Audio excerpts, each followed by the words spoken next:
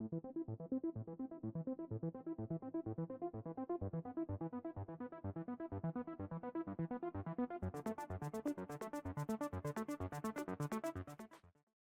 everyone, welcome back to the range. My name is Matt. It's armor testing day. We've got another Hesco plate to test from our buddies at S-Tac. This is the P210. This is not a rifle rated plate, but a pistol rated plate, level 3A. This guy is 7.8 millimeters thick, or for us in Freedom units, 310 thousandths. It weighs 14.9 ounces. It is multi-curve. It is rigid. I'm assuming the construction of this plate is 100% pure polyethylene through and through, likely pressed because it's kept its shape pretty well. In full transparency, S-Tac sent those and some other Hesco goodies over for us to test. Hopefully we get to those later this year.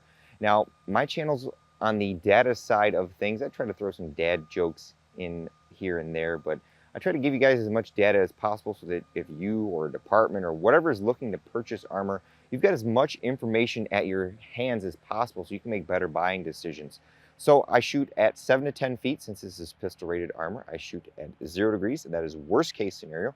We use a chronograph, a Pro Chronopal digital DLX, so we can record the velocity of that bullet so that you know if we get a penetration of a, say 9mm load going 1700 feet per second. We've got that data with us there. I also use a giant clay briefcase filled with a non-hardening clay. It acts as a compressible media, again, for maximum energy transfer on that plate. It is 80 to 85 degrees outside today. In order for that clay to give us the proper calibration, it needs to be heated to 100 to 103 degrees, and then there's a giant ball that you drop on it. So again, we're just going to get a representation of what back face could be. I put a spreadsheet here at the beginning and the end of all the threats that we're going to shoot at this plate, so at the end you guys have a nice little spreadsheet of all the data that we collected during this test. Typically our 3A has a very limited threat profile. It's mainly designed around handguns, and anytime you add a whole bunch of velocity or any type of bullet construction, you can penetrate these plates. So we're going to start with 9mm. I have two loads that I think are a good representation. I have L7A1, that's 124 grain full metal jacket, going pretty good velocity wise. Then I have our Liberty Civil Defense, that is a 50 grain copper hollow point, really fast, good at penetrating aramid fibers. Up first we have our CZ Scorpion Evo 3 S1 SBR 7.72 inch barrel. Take the Liberty Civil Defense shot second, the L7A1 first. This should be the upper part of the plate. Hopefully we get a velocity reading off this. Yes, we did, like 14. Then our Liberty Civil Defense, 2342. Woo, that's smoking hot.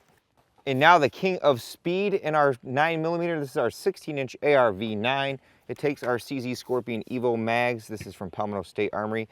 One less magazine to have to buy. And they're double stack, double feed, so they load very easily and they have pretty good feeding from them. Got their single stage trigger in here, Sig Romeo 5. So this shot should be below the Civil Defense.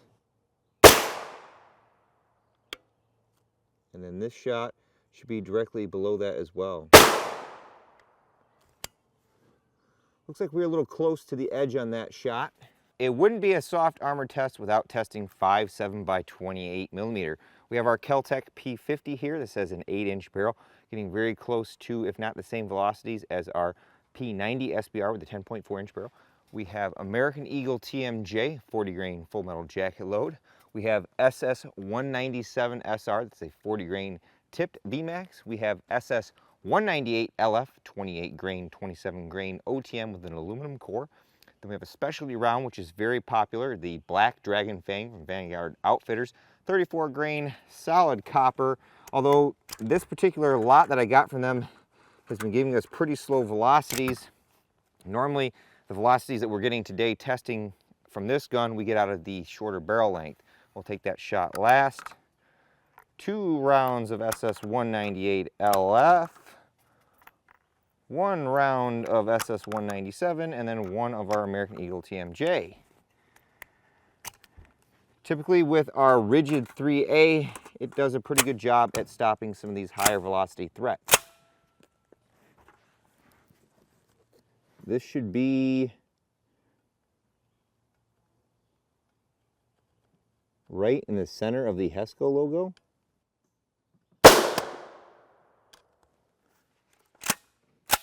We did not get a velocity reading off that. We'll have to go off what we have from the other testing today for an average. Then our SS 197 should be directly below that. Got a velocity off that right around 2,000. The 198 will be below that. Let's go check our shot placement real quick. Our next shot of 198 should be to the right of the last one. Awesome. And then our black dragon fang, I'm going to place all the way at the top. Hopefully I don't shoot through the clay. This is a rather small plate, but I do believe I have all my ducks in a row and I have fair hits on here. Here was our L7A1 from the CZ. Here was the Liberty Civil Defense, 2 inches from the edge there, very close. Then there was our L7A1, our Civil Defense from the 16-inch. That's an inch from the edge. Not sure if I would consider that a fair hit or not. If we get a penetration, we could try to shoot it later. Our black dragon fang was up here. Our American Eagle TMJ was right here. 197, 198, number 1, and number 2. Place those bets in the comments below.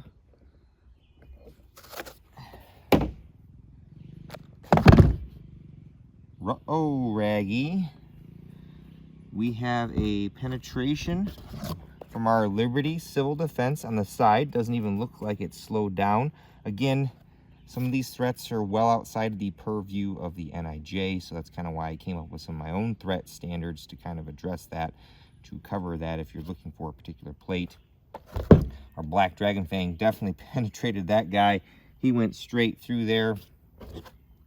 Otherwise, there's a little bit of back face showing on there. The clay has to be heated to a certain temperature, and right now I'm just using it as a compressible media.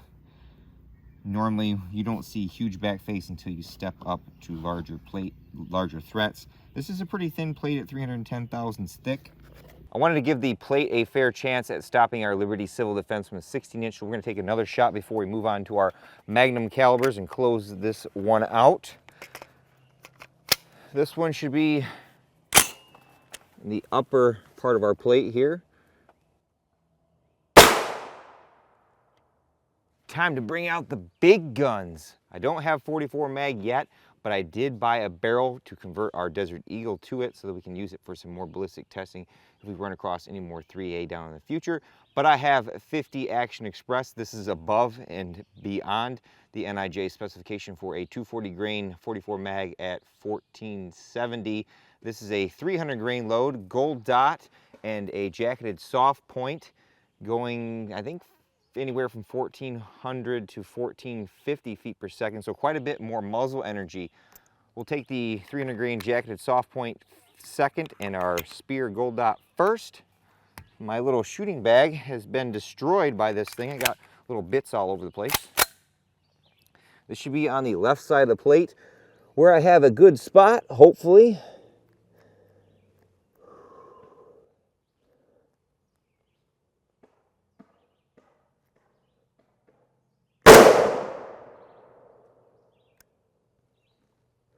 Did not get a velocity reading off that guy. Let me check our plate. It might be getting a little on the dark side for the light, and that may be why the chronograph didn't read, or I didn't have it placed correctly. I do have some averages because I shot a lot of 3A on the same day here.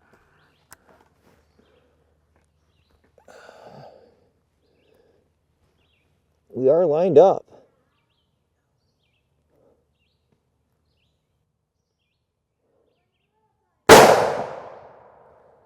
$14.17, got it that time, guys.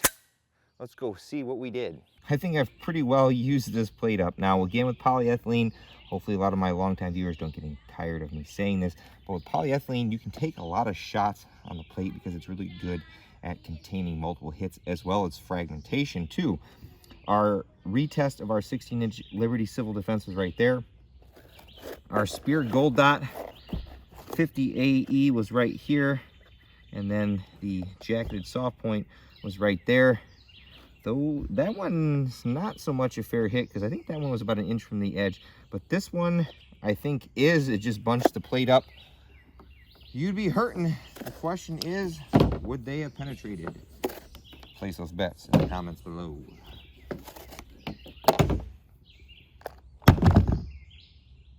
Ho!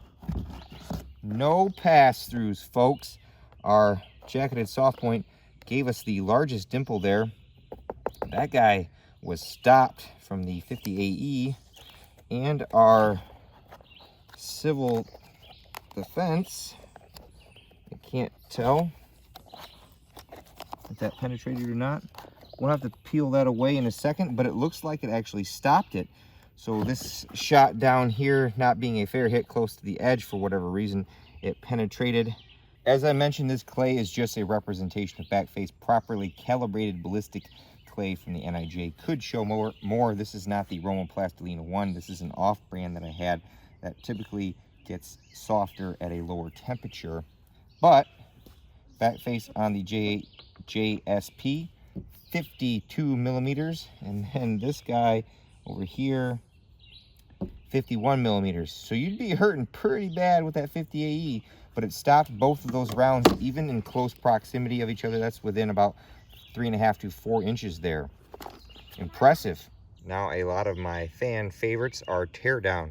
We take apart our plates and try to see if there's any special materials that they're using or manufacturing processes that we can easily pick out. And for our P210, pretty much all polyethylene.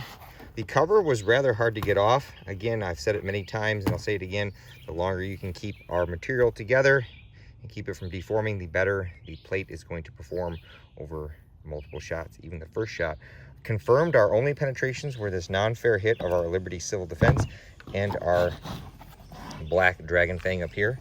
Our two shots at 50 AE, I tried to place those in the center, but shot placement didn't work out too well, but it stopped them. It didn't get too far in there. You can see them in there. We'll have to dig them out. I do believe this plate is pressed. It seems like we're not able to get these layers apart like a book. Now, this part did look like it separated from this part, so I'm not sure how that works out. You can see that it shifted down a little bit, but interesting. This is just a white polyethylene. Brand name looks to be right here. Not sure what it is. It's sometimes rather hard to read. There's the front of our plate, and if you shot this with 9mm, you could put lots more hits on here all day, no problem, with full metal jackets. I think we owe S-Tac a huge thank you for collaborating with us to get our hands on some of these Hesco plates. Like I said, I have a few more models that we're going to test this year, and hopefully we can get our dirty stinking paws on some of the newer models that they're releasing, the 4801 and the 3811. I can only dream.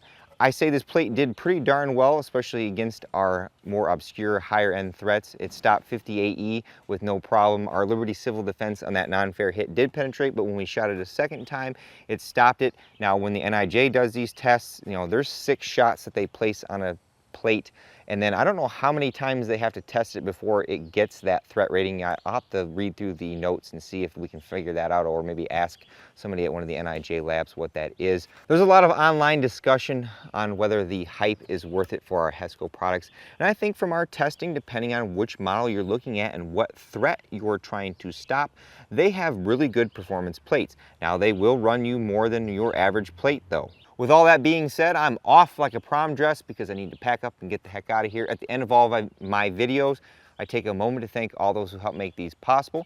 Number 1 is my Patreon supporters. Number 2 is S-Tac, again, who provided us with these Hesco products with no strings attached. And of course, number 3 is you all for watching. I have one of these left. Maybe we can do a giveaway with this. I'll ask S-Tac if I can. Until next time, I'll catch you at the range.